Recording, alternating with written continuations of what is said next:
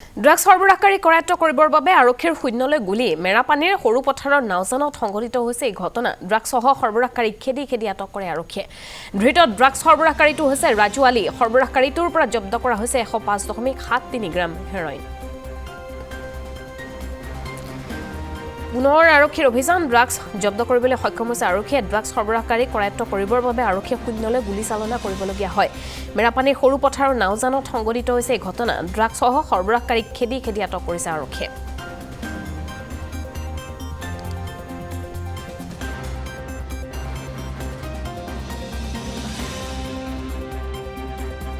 আমি ঘৰতে সকলোৱে আছিলো হলে তেনেকুৱা সময়তে এজন অচিনাক্ত ব্যক্তি আমাৰ ঘৰৰ সন্মুখেদি পথাৰেদি দৌৰিছিলে তাৰ পিছে কেইজনমান চিভিল ড্ৰেছত পুলিচ খুব সম্ভৱ তেখেতলোকে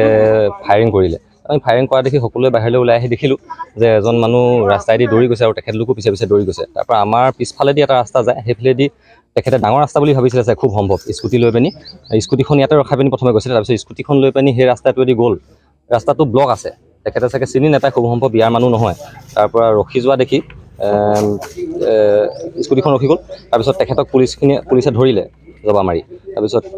পুলিচে এইখিনিতে ফায়াৰিং কৰিছিলে ফায়াৰিং কৰোঁতে তেখেতৰ গাত নালাগিলে ধৰিলেগৈ ধৰাৰ পিছতে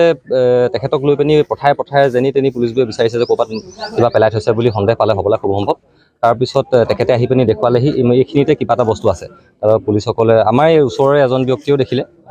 কিবা চাবোনৰ বাকচত সোমাই কিবা বস্তা এটা পেলাই থৈছিলে বস্তাটো খুলি কৰি চালে তাতে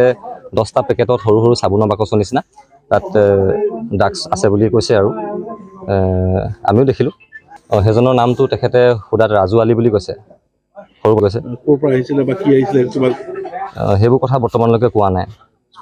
স্কুটি লৈ আহিছিলে হয় হেৰইন বুলি কৈছে হয় আৰক্ষী প্ৰায় চিভিল ড্ৰেছতে আছে কমেও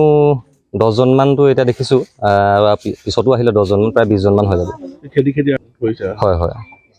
আৰক্ষীক আমি সুধোতে তেখেতলোকে কৈছে এইটো আপোনালোকে ইনফৰ্মেশ্যন ক'ত পালে এনেকৈ সুধোতে ছিক্ৰেট ইনফৰ্মেশ্যন এনেকৈ কৈছে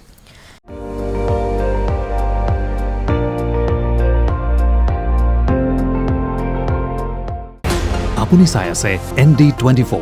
সৰ্বশ্ৰেষ্ঠ নহয় সৰ্বোত্তমৰ দৌৰ